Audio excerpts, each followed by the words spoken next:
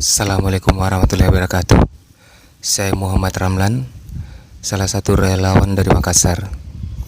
Berikut saya akan menyampaikan amanah bantuan buat duafa Makassar dari Vivit Harapan dan STB Bandung.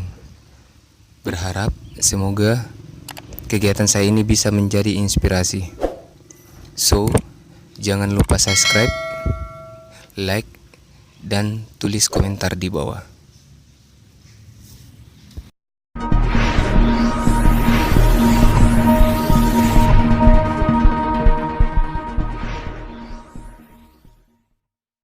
Namanya kakek Kule, umur 70 tahun, tinggal bersama istri, bertahan hidup dengan berjualan sapu lidi.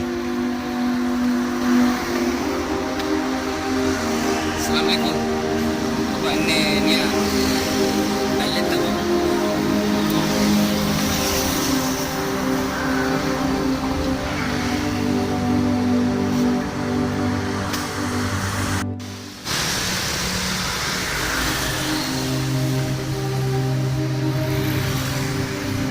Sigura.